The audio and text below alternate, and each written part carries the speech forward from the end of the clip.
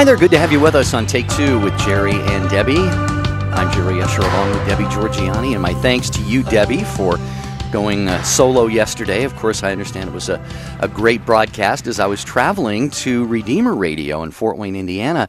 Their Share-a-thon started Monday, and Sherry Brownrigg, your good friend and mine, has been handling the hosting Monday and yesterday and up until about halfway through the day today. And right after our show, I go on the air for the next 2.5 days. So, folks, again, 'tis the season. Be generous to your Catholic radio station. 'Tis the season. I love that. You're right. Well, we're glad you arrived there safely. We prayed for you, so that was good. Yeah, we did miss you yesterday. It was a wonderful show. I just wanted to let everyone know that I will be posting the resources that I mentioned yesterday. I'll be hopefully getting them up on take2show.com today. And then also everyone that's emailed me, I'll email you back with the resources. So I just wanted to make sure there's one resource that I can't seem to locate. So I'm trying to find it today because I'm giving my top 3. We talked about what we learned from our parents yesterday, Jerry, and a lot came out of that. And it was a very, very, I think, a helpful discussion that we had. And we all walked away, I think, learning something and a little bit changed. So that's a good thing. All right. Well, today we want to hear from you, and we all learn something every day on this show. There are times in our lives when we kind of just scratch our heads and say, God, are you there? We all know, we use some fancy words, Debbie, for God. He's omnipresent. That means God is everywhere. God is omniscient. That means he's all-knowing. We know, at least in our heads, that we have a God who is all-loving and all-caring. At least we know these things intellectually, like I say. But sometimes our hearts aren't as quick to follow along, maybe because of things that have happened in our lives. And the truth is we can be sure of all those things, but maybe there are times when you're going through something and you're praying, you're seeking God, you're seeking his comfort, his consolations, and nothing. Mm-hmm. Nothing. What do you do during those times when you just think, God, are you there? If you've had an experience like that, maybe you're in the midst of one right now. 1-800-585-9396 is the number to get on the show.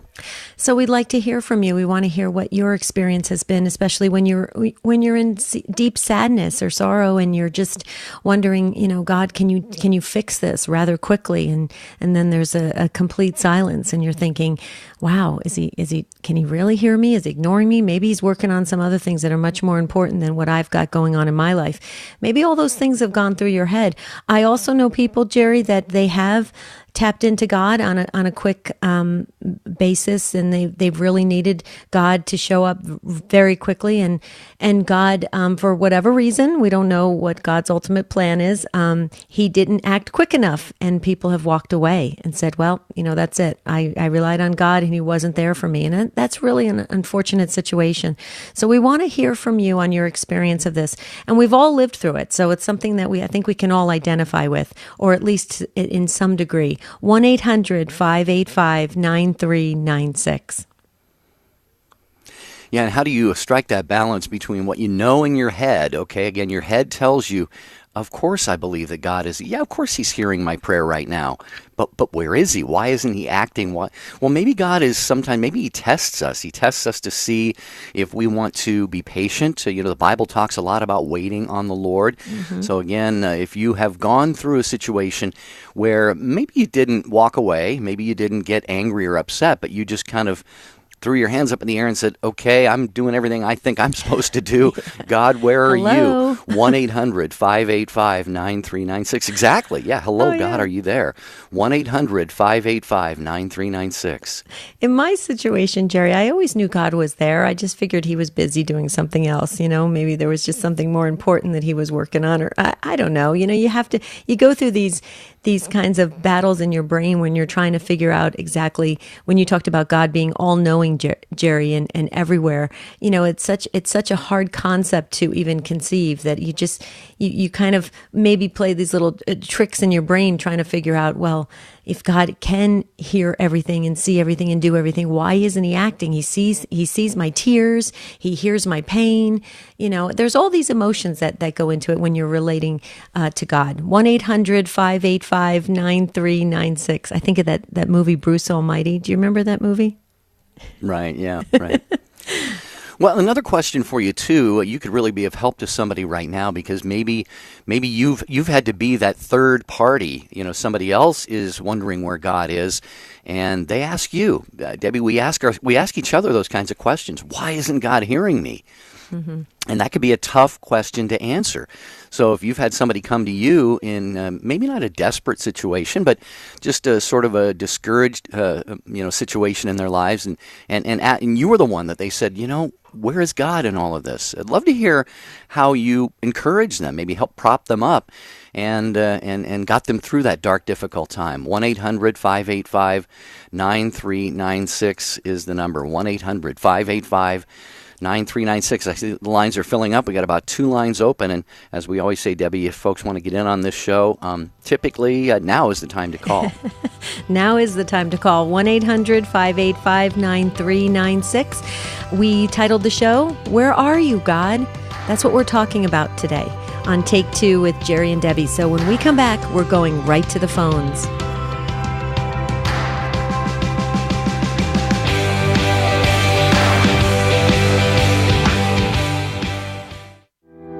This is Matthew Bunson, co-host of Register Radio. This is Lauren Ashburn, EWTN News Nightly anchor and managing editor. This is Archbishop Robert Carlson, the Archbishop of St. Louis. Thanks for listening to EWTN Radio.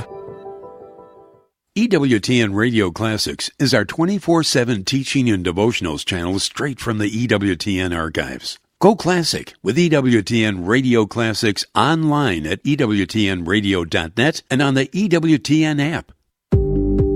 We know you like listening to Take Two with Jerry and Debbie on EWTN Radio, but have you thought about bringing them to your next event? No matter what type of event you're hosting, parish mission, conference, or retreat, trust Jerry and Debbie to make it come alive. Begin the process today of taking your presentation to the next level of success. For information on booking Jerry and Debbie, visit take2show.com, click on the J&D logo. The Reason for Our Hope with Father Larry Richards. Every day of my life since I was 17 years old, I've spent an hour a day minimum with the God of the universe. I would die for him, that which I'm most afraid of. I would die for him in an instant because he's the most important thing in my life. I know him.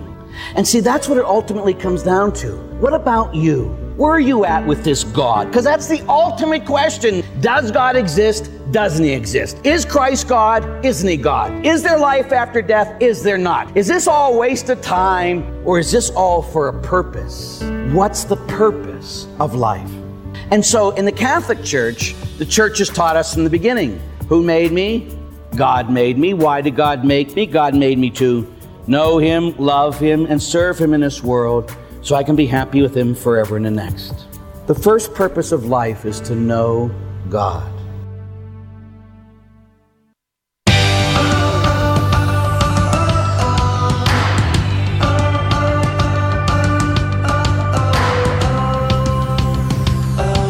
Always great to have you with us on Take Two with Jerry and Debbie. Debbie is at home in Phoenix, and I am on location at Redeemer Radio in Fort Wayne, Indiana. And it's a pledge drive season. Debbie, you've been out doing several pledge drives too, and so far God's people are just really coming through in a beautiful way this season. Responding in a generous way. That's a good thing when we all can do this together as a Catholic Christian family and have Catholic radio going strong into the future. But Jerry, we're on YouTube and Facebook Live, and you look like you're in an office because you have a blank wall behind you. Are you in someone's office? I'm actually in a storage closet, sort of.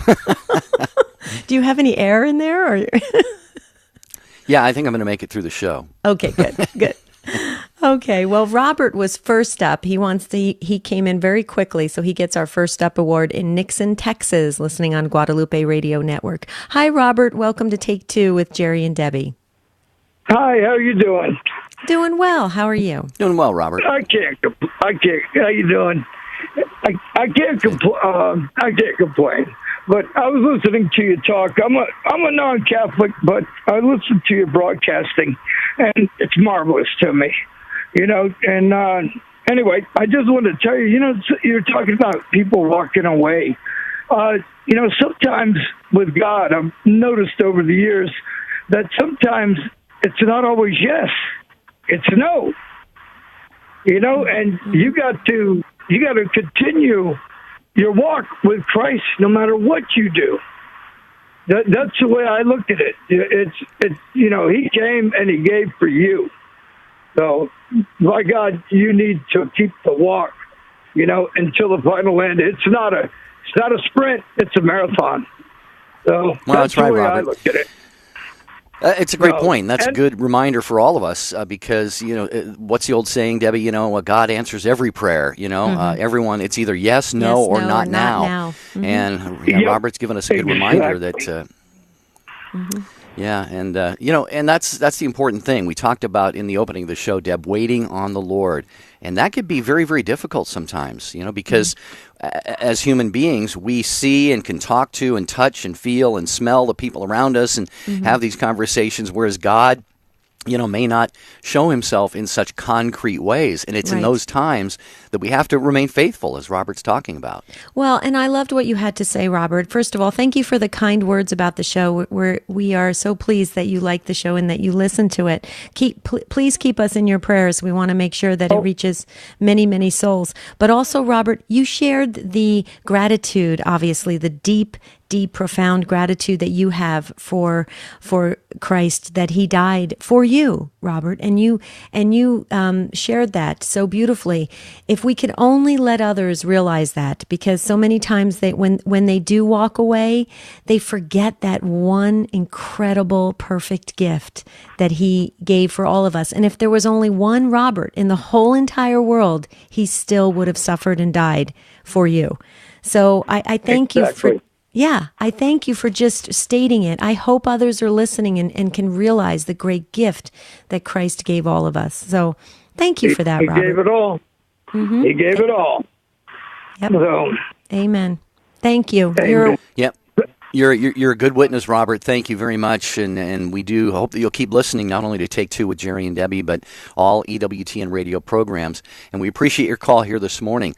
1-800-585-9396. What has been your experience of maybe having to be patient, waiting on the Lord, maybe even doubting? Debbie, there's nothing wrong with us coming to a point in life where we say, God, I'm not even sure you're there. Do I believe anymore? Mm-hmm. People can have their faith shaken sometimes when they cry out to the Lord and just wonder, where are you, God?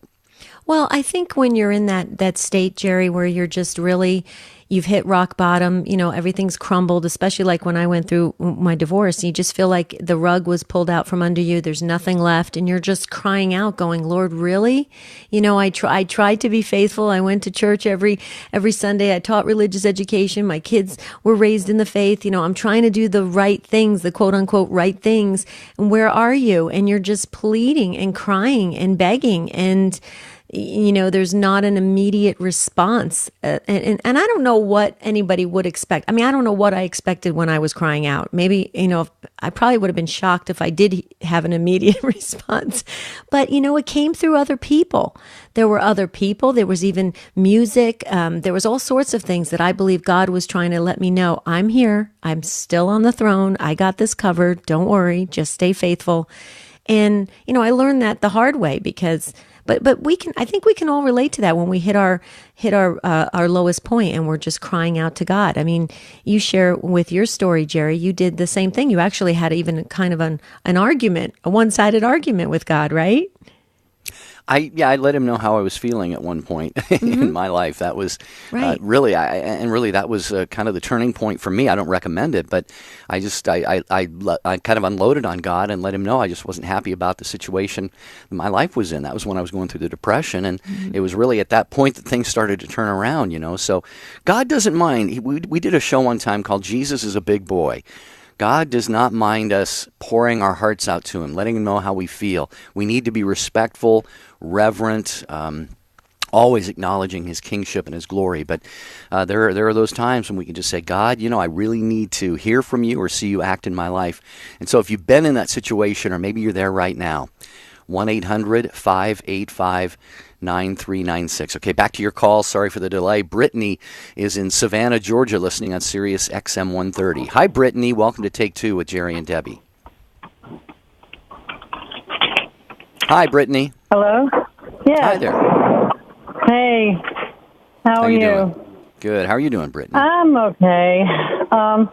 I heard you talk about depression. Yeah, I've suffered from depression since I was 10 years old because of the situation I spoke to you about in the neighborhood. For 20 years, we were persecuted. We were the only Catholics. My father was a military person, and these people just were relentless with the abuse and the killing of our animals and egging our house and ganging my brothers and such as that. And I'm still in the house. I'm alone now. All my family, my mother and father are gone. My brothers have their own lives. And I just pray to God to heal me from the depression and the anxiety disorder that I have from that. And I want to get out of that house and that neighborhood because I just live with it every day. And it just seems like he doesn't hear me. And I've said to him, why do you hate me? Why won't you help me? We were innocent, and it seems like you just abandoned me. And that's how I feel this morning. So your show is very timely. And I have unloaded on him. I have unloaded on God several times. And I just, I need the strength to go on, but sometimes it's just so hard. You just want to say, I give up. I don't care anymore, Just whatever happens, happens. Yeah, I think that's honestly, Brittany, that kind of is the easiest way, if you will, is just to say, okay, throw your hands up and say, okay, I've tried, and he's not there, he's not listening, he's not going to respond. And I think but don't you kind of feel like, since you've been through so much, Brittany, that God has shown himself in maybe other ways, maybe through your strength, maybe through other people, through your perseverance, through your just other ways. God has just a remarkable way of showing himself, or at least his mightiness. And I think that in that, when you look back, I wonder, Brittany, if you were to look back and write a whole story about your life and your experience and your family's experience where you lived, I wonder if you could possibly see all the elements of God throughout the story. And I sometimes I think that's what God wants us to do. He really wants us to hold on, be faithful, and look deeply into everything that's around us to see if we can spot where he is showing himself. Have you ever done that, or have you thought about that? Because I know for me that has really helped and brought me tremendous strength and comfort, actually. I mean, I've had people tell me that they do marvel at my strength, but I don't feel strong. But I just have this sense of being in a prison, of being trapped. And, it's very frustrating, and I just want to be free so bad. And as long as I live there and I'm surrounded by all of that, even though those people are gone, you look and you know how places and things will trigger memory. Mm-hmm. And I just want to be free so badly. And that's why I've asked God to send me the resources to move. And it's just like I'm blowing smoke or something, I don't know. And if I'm doing him an injustice, God forgive me, but that's the way it feels. That he's hearing me, but he's not responding to me. Right. It's like, I don't know. I just want to be free so bad. Brittany, when you talk about you have this feeling of being trapped, are you talking about in the depression, or is it the thoughts and the memories of what these neighbors used to do? You said they're gone now, but what exactly would you say is this prison, or this feeling of being trapped, if you could kind of articulate that? I don't know. It's just a feeling of being chained, like my soul is not free or something. I remember having this experience. I was at work, and I was talking to Jesus about it, and I was telling him how I wanted to be free, and it just there was this feeling of like a gate opening up, and this bird just flew through the gate, and my soul at that point felt so free, and I was like, yes, Jesus, that's what I want. It was a split second, and it went away, and I'm like, well, maybe this is going to happen for me, but that happened to me about 2 months ago when I'm still in the same situation. But my soul at that point felt so free. I could literally see the gate opening and a little white bird flying through the gate, and at that point my soul felt so free. Mm-hmm. And then it closed, and I felt that the best thing to say is a prison. That's the only way I can describe it, like being in prison. Well, Brittany, can you tap into that feeling from time to time? I mean, is it through prayer that you get that feeling? Because to me, when I hear that story, it's just God showing himself to you that he's there and he's got you. You may be in this situation where you want to feel that freedom or to start over or to have a different feeling. I get that. But he clearly showed you that, he's got you. That's how when you just shared that, that's what came to me. Can you tap into that feeling like on a daily basis through your prayer maybe? Oh, it's with me constantly. I mean, 24/7. I wake up with it. I go to bed with it. That feeling of, it's best described as like walking into walls all the time. You try and you're just constantly frustrated because you're running into one wall after. I told someone one time, a friend of mine, I was talking to her, I said, I feel like somebody just picked me up and dropped me in a box. And I'm going to be 60 years old in March. And I was born and raised in this house. So I go, Lord, I probably don't have too many years left, and I'd like to live them free, And Brittany, this is maybe... Sorry, go ahead. No, go ahead. I was just saying, that's the feeling. I feel like I was just picked up and dropped in a box, and I've lived my life in that box. Well, and I want to... by the way, Jose and Bridget and the others on the line, please be patient. But I want to zero in on that for a minute, if I can, Brittany. You said I think you just said you lived in that house all your life. I wonder if that feeling that you have of being trapped or imprisoned or in this box, maybe you need a change. And I will tell you this: one of the things when I was starting to come out of my year of depression, and sometimes I feel guilty that God pulled me out of it after only a year, because I know people who go through it for their entire lives. But Brittany, one of the things that I did is I moved. I had been in a small 800 square foot apartment for about 12 years, and it felt like prison. I mean, one thing I loved about traveling so much is hotel rooms were comfortable to me. Being home in my dinky little apartment wasn't.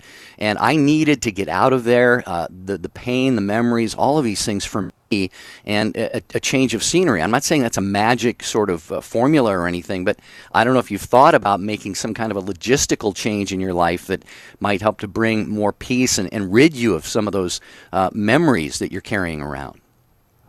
Yes, but that's not financially possible for me. Okay. I can't do it. Yeah. I was at a job. I was a manager of a store, and I was making almost $16 an hour. And they downsized me to a team lead. I'm making $11 an hour now. Mm-hmm. And even before that, it just wasn't financially possible for me to move. Okay.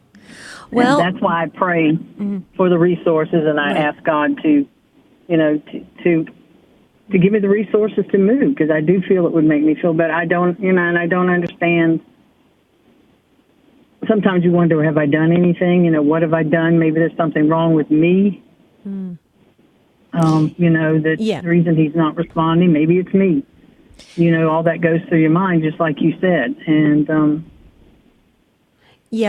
but Brittany, you know what though? That if you go there, then you'll blame yourself, and then that's hard to move forward. What I would do is just focus forward. And now that you have expressed this, you have a whole Take Two family that's going to pray with you.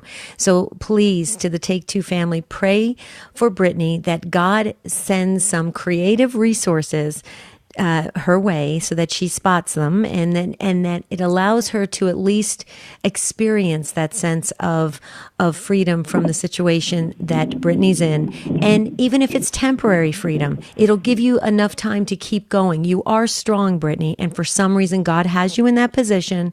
And so we just have to stay faithful. Remember, God is always faithful to us. We just have to stay faithful to him and ride it out for the long haul. And I just know with group prayer, there's a lot of power behind it. So please know that we're going to start praying now, and then keep us posted, because the last thing we want to do is keep praying, and then never get to thank God for what he brings forth. So just please know that. So hopefully you can take comfort in that. Yeah, and Brittany, you can. One thing we assure you of, Debbie and I pray for all of our listeners every day. We've got, by the way, a prayer wall. It's on our website, jerryanddebbie.com. jerryanddebbie.com. Up on the tab menu, you can click on the prayer wall. And just go there and, pour your heart out there if you want, because, Debbie, we have great people. You and I respond to each one personally as our time permits, and we have a lot of people in the community who do so as well. So give that some thought. Brittany, one last thing before we let you go. We got a break and then a lot of other calls. Maybe the solution for you is to find a friend that you could share a new home with, or maybe move in with for a time or something. Not trying to dictate your life for you or anything, but just throwing out some ideas that come to mind here. Because again, I know how important it was for me just to get a change of scenery when I was going through something similar to what you are. So, thank you, Brittany, for the call. We appreciate it. You've got our love and prayers. Be assured of that. Absolutely. Okay, there's that beautiful music. When we come back, we're going to go back to the phones. And Jose's been waiting so patiently in Denver, Colorado. We're talking about today, where are you, God? We've all been through this. So let's talk about it, have that really frank discussion that we always do on Take Two. It's the start of a new day for Morning Catholic Radio. The things that they have available for kids now, I really feel old. They have all these jump around things, trampoline, extreme, dodgeball, and all this stuff. It was like, I can't do that. And it was funny to find out the people that get most hurt in these things aren't the kids, it's the adults that think they're 16 again. Morning Glory, Catholic from the start. Weekday mornings, 7 Eastern on the EWTN Global Catholic Radio Network. And welcome to EWTN's Bookmark Brief. I'm Doug Keck. I just finished talking with Patty Gallagher Mansfield about her golden edition of her book, As by a New Pentecost, Dramatic Beginning of the Catholic Charismatic Renewal. So, Patty, you want to give us a little synopsis of what this Golden Jubilee edition is about? Yes. Well, 2017 marks 50 years since the Duquesne Weekend, which was the event that sparked the Catholic Charismatic Renewal. But the book is more than just the Duquesne Weekend, because our Holy Father, Pope Francis, has said to us in the renewal, share with the whole Church the grace of baptism in the Spirit. Well, thank you so much. We're talking here again with Patty Gallagher Mansfield. This is the Golden Jubilee edition of As by a New Pentecost, the dramatic beginning of the Catholic Charismatic Renewal, available through the EWTN Religious Catalog, EWTNRC.com, and look for the interview coming soon to EWTN. This has been an EWTN Bookmark Brief. Thanks for joining us.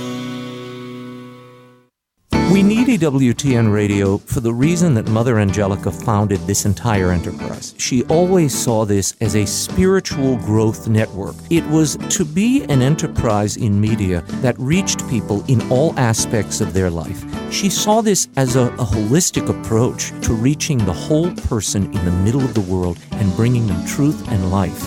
Raymond Arroyo thinks Catholic radio is important. So should you.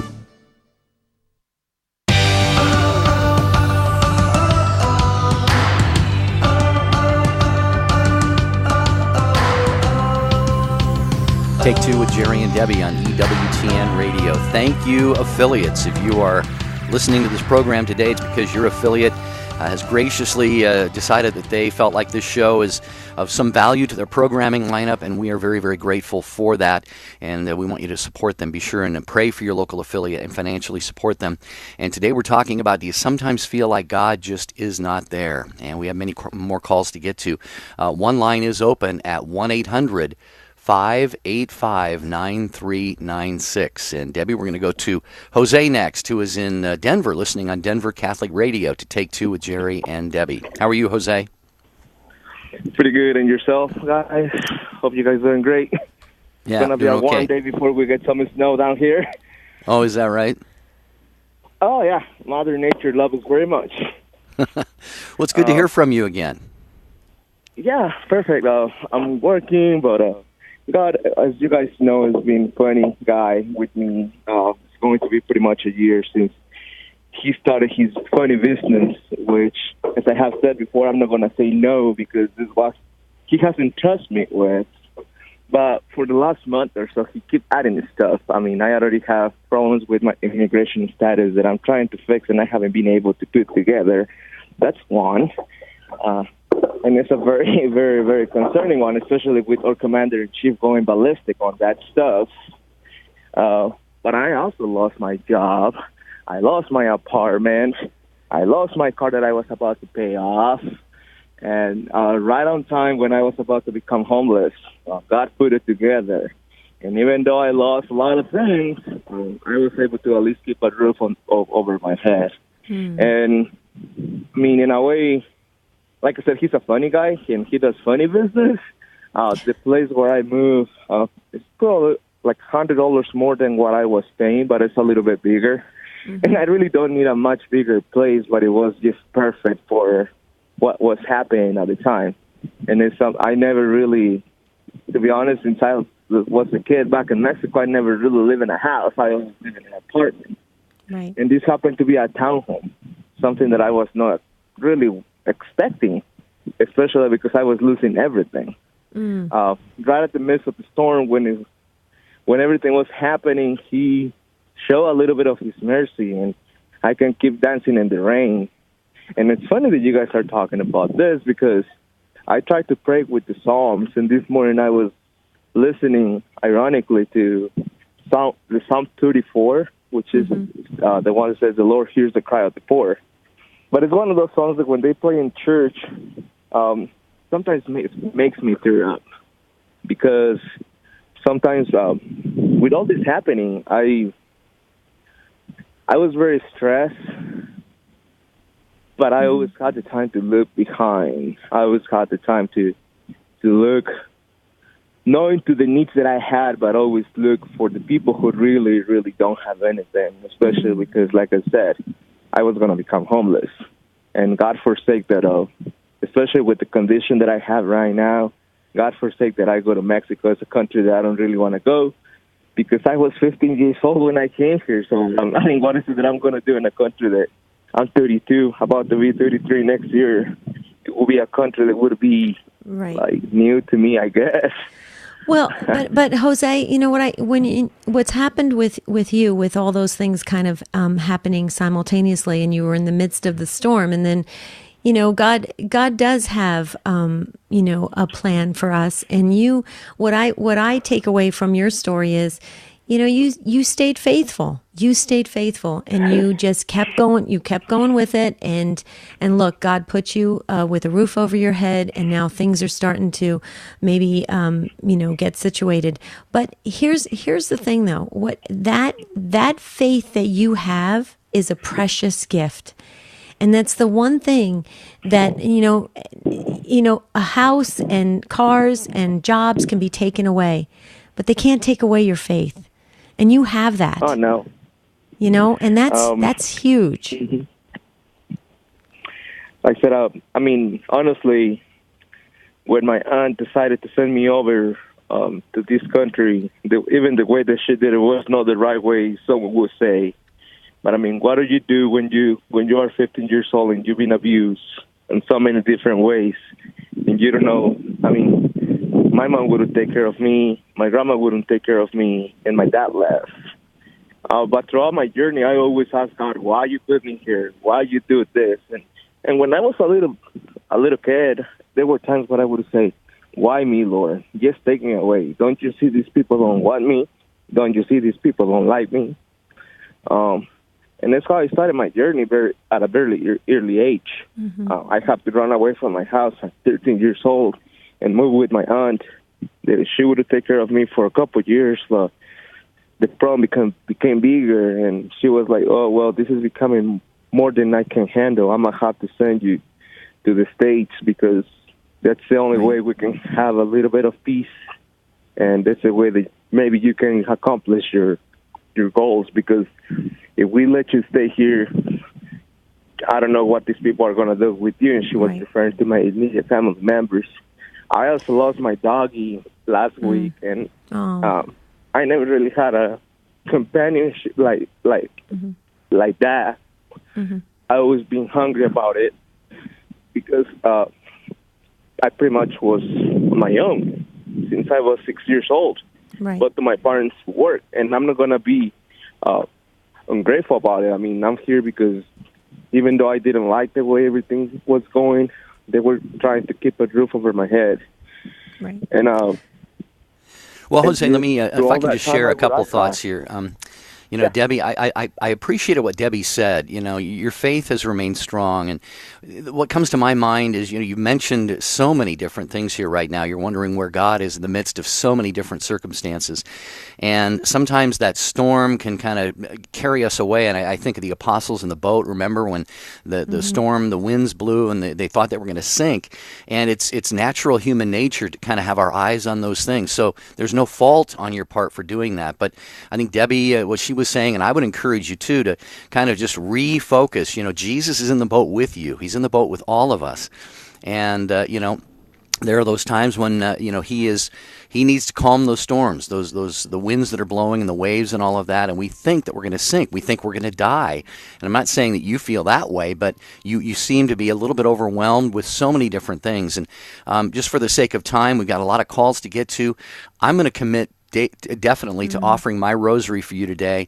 And Debbie, you're nodding in agreement. I think you'll probably do that as well. And for all of you who are listening and sharing difficult things that are going on in your life, because Debbie, God is there. Sometimes we don't feel him, and sometimes it takes us getting up to the last minute before God kind of jumps in there and we go, oh, whew, thank you. Thanks for, glad you showed up. You know, so we're definitely going to keep Jose and all of our listeners in our prayers. Absolutely, Jose. Thank you so much for calling in. We appreciate it. Judy, you've been waiting so patiently, and you're listening in Denver, Colorado on Denver Catholic Radio. Welcome to Take Two with Jerry and Debbie. Hi, Judy. Hi, Judy, you're on. Hi, Judy, you there? Hi. Hi, Judy. Well, I want to thank you for taking my call. I enjoy your show very much. I just called to say that sometimes God helps you, but you don't realize it. I mean, he puts things in your path and you don't accept them. And, you know, so sometimes it's not that God doesn't answer your prayers. And God answers things in his own time. And sometimes, like you said earlier, the answer is no, but you don't want to accept that. And so you can't really blame God for that. You just have to keep praying. Yeah, I'll just offer something quick, and then Debbie, you can share what's on your heart. But Judy, I heard it was actually said to me by a spiritual director when I was going through my depression struggle in 2011, that he said sometimes God is holding you so close that you can't see him, and that image kind of made sense to me. You know, he's like, God is he was holding me so tightly, kind of. You know, that image I got, Debbie, was, you know, my face was kind of buried in smothered the Father's chest. You know, and Judy also, it reminds me of that. It's kind of a joke, but it's also got a seriousness to it, Debbie, that thing where the guy's on his roof of his house and it's been flooded, and, you know, a boat comes along. No, I'm waiting for, you know, God to do something, and, you know, 2 or 3 things, finally a helicopter, and you know, he ends up dying or something, going to heaven, and, you know, God, why didn't you help me? He says, I sent you a boat, a helicopter, all this stuff. So we do have to try to find, you know, God's actions and his movements in ways that sometimes we might not otherwise recognize. I totally agree. I mean, Judy, it sounds like you're speaking from your own personal experience, and I feel the same way. I mean, there are so many times that we just don't recognize God, or it's not the answer that we have in our own minds and our own hearts, and so we reject it, and we purposely put those blinders on. So I think it's important that we do look and try to find God in things that are happening, because he is. I mean, even with this radio program, how many times have we had folks call up and say, you know, I wasn't going to listen today, but I'm listening, and it's like it's talking to me. You know, God is speaking to me. Yes, God is trying to connect, and we just have to know. And I've learned this the hard way, Judy. And I say this is like my own little thing that I say every day. God is always faithful to me. I just have to be faithful to him, and that's just I'm glad you restated that in a better way than I did at the beginning of the show, Judy, because I think it's important that all of us start to recognize that God is present, and the sooner we do recognize it, the more we can honor him and lean on him and have him be able to work his magnificence in this world. So, Judy, thank you for that. We appreciate it. Yeah, appreciate the call, Judy, to Take Two with Jerry and Debbie. 1-800-585-9396. Debbie, sometimes a good way to connect with God, we get so busy in the world and our day-to-day lives just kind of have so much noise included in them. And I know you would join me in just encouraging our listeners, get away sometime, unplug. Maybe you need some quiet time, a little bit of time just to pray and maybe go to Mass and perhaps even visit with a priest or some other spiritual director. And one of the greatest places to do that on the face of the earth is at EWTN. So if you're looking for a unique setting for a little bit of spiritual renewal, consider the Shrine of the Most Blessed Sacrament. They can accommodate you there. You can have tours of the EWTN campus, and of course, pray at the tomb of Mother Angelica, her final resting place. You could start your pilgrimage today by calling 205-271-2966, and you would not regret spending time at the Shrine of the Most Blessed Sacrament. Debbie and I can both assure you of that. Oh, yes, absolutely. And Pat was unable to hold, and he just wanted to remind us.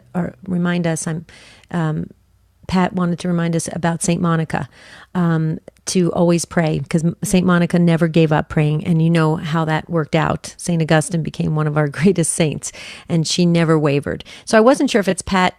Forgive me, Pat, if it's Pat, male or female. I wasn't sure. It just was written down as Pat. So thank you so much for calling in and reminding us of St. Monica. Yes, she's my go-to saint. Bridget, you're up next in Miami, Florida, listening on Sirius XM 130. Hi, Bridget. Welcome. Hi, how are you? Doing great. How are you? I'm doing well, thank you. I had to call in because I couldn't believe you were talking about it, but I just had like a discovery, I guess, on Sunday night. I have a toddler who's been having breathing issues ever since he had a surgery a year ago. And I get so upset about it, and I pray about it constantly. I mean, I pray 1,000 times a day, and I've felt like God is, why is he not listening? Like this is awful, and I'm not asking very much. And so Sunday night, opened up my Bible, and I thought, you know what, I'm just going to look for something that I must need to know. And I opened up to the Old Testament just to tell you exactly what happened, and it was something that was completely irrelevant. So I closed it, and I tried again. I opened up to the New Testament, and I'm just going to pull up. I took pictures of it because I couldn't believe it. I opened up to Mark chapter 11:22 and started there. I mean, my eye went right to it. And it basically says the kind of prayer that moves mountains is prayer for the fruitfulness of God's kingdom. It goes on, but it says God will answer your prayers, but not as a result of your positive mental attitude. Other conditions must be met. 1, you must be a believer. 2, this is where it says you must not hold a grudge against another person. Well, I've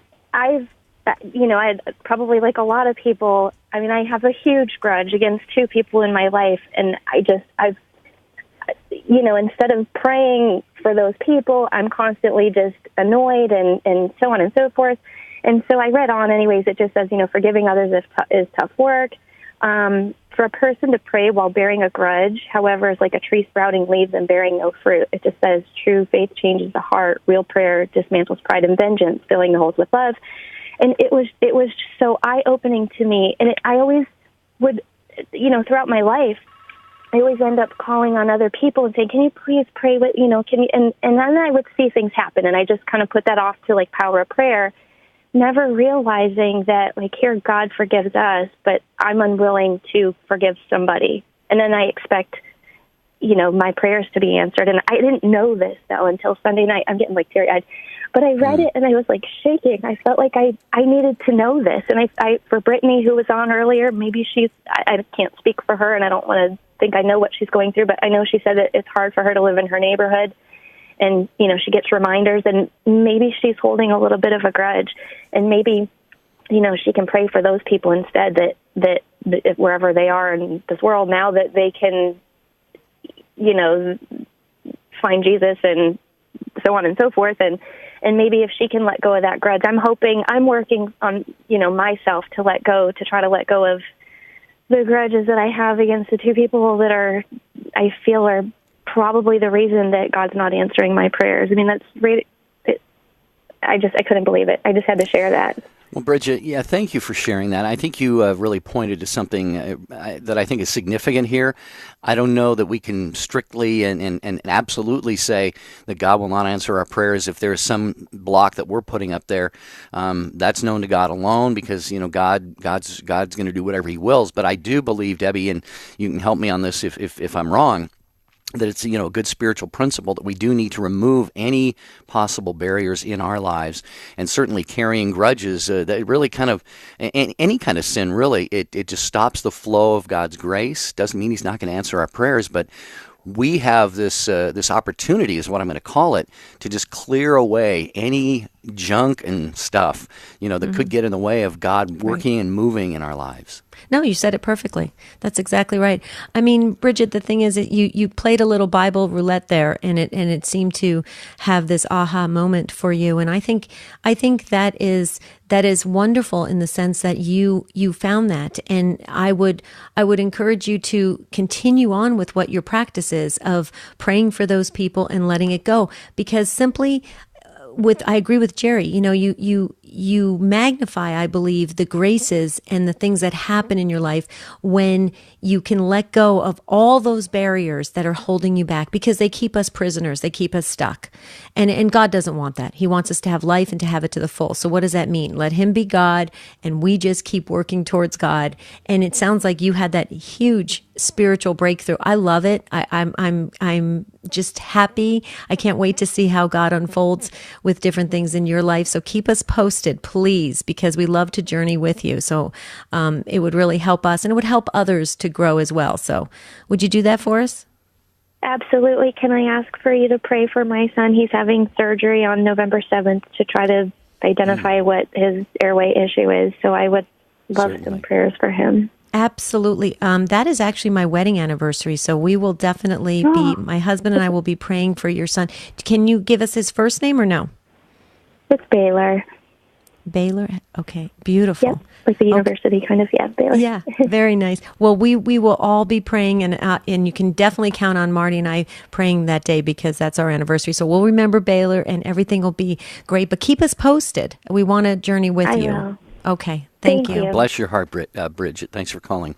We're going to get to as many of you as we can. The hour moves quickly. Kathy is in, it looks like Topton, North Carolina, listening to EWTN Radio and Sirius XM 130. Hi, Kathy. Welcome. Hi. Thanks for taking my call. Sure. I'm calling in for to maybe give some insight to what Brittany's going through. I just felt the depth of her suffering. And I believe that when she prayed to Jesus, I can't take any more, because He always takes us to the limit before He gives an actual grace. And I believe she received an actual grace, an illumination from the Holy Spirit into her soul. It seems to me that our Lord has heard her cry and has united her suffering with His suffering, and she's now on the path to perfection. I've read this in the works of St. Teresa of Avila, St. John of the Cross, St. Teresa of Calcutta, who she was in this state of darkness. And I think, and I know because I purchased from you EWTN's catalog, these saints who have gone through a special suffering of the dark night of the soul. So at this time, He's so close to her, because any time our Lord gives us a suffering, it is only for our purification, our growth, and to stay on that path with Our Lady's hand, and He will lead her into the kingdom. She's actually receiving so many graces, and just to surrender, and the pain, the joy and peace will be brought to her soul, but she'll have the graces to continue to suffer for our Lord. Kathy, you actually have a spiritual depth and maturity to you that you are exhibiting right now. And thank you for reminding us of this, bringing up this topic, because, Debbie, all throughout the history of the church, we hear of great saints. St. Teresa of Calcutta very recently, I'm sure Pope St. John Paul II and many others, the ones that Kathy mentioned, go through what's sometimes called a dark night of the spirit or a dark night of the soul. And that's when God just basically, He withdraws. And St. Francis de Sales, this quote has always struck me and hopefully stuck with me. St. Francis de Sales said, seek the God of consolations, not the consolations of God. Mm-hmm. And so we need to be seeking God simply because He is, and He exists, and He loves us, and He created us. And sometimes, we need those consolations, and He'll give them to us. And other times, He really asks us to go a little bit deeper and experience that darkness and that seeming separation from Him. So I think Kathy brought up a really good point. Oh, I agree, Kathy. And what was coming to me was this idea of Jesus suffering. He endured so much, and He had to be very strong in order to endure that. And when I said to Brittany, Brittany, there's something in your strength. And she said, what did she say, Jerry? She said, other people noticed my strength. Right. I just felt the Holy Spirit on that one. Kathy, there was no accident to your call and you getting through. I pray that Brittany heard your call today. Thank you so much for saying yes and picking up the phone and waiting so long to share that message for all of us, and especially for Brittany. Okay, Sister Janice, we only have a few minutes, but we had to get to you in Kansas, listening online. Hi, Sister. Hi, Sister. Hello, Sister Janice. Good morning, I guess it is. I just wanted to share a real fast story that I share with people when they are feeling God doesn't listen. Years ago in the late 80s, I was teaching, and one of my senior students threatened my life. He was my size at least, and he was very material. Today's world, our laws wouldn't permit it, but I had to face that kid from the end of January till he graduated in May every day, knowing that he could snap my neck in a minute. And I prayed, and it just seemed nothingness. One of the things I did was that as distress at the end of the day, I went out and walked every day. And some days, my feet would just start pounding the pavement without me consciously doing it, and I knew that meant it was the worst day.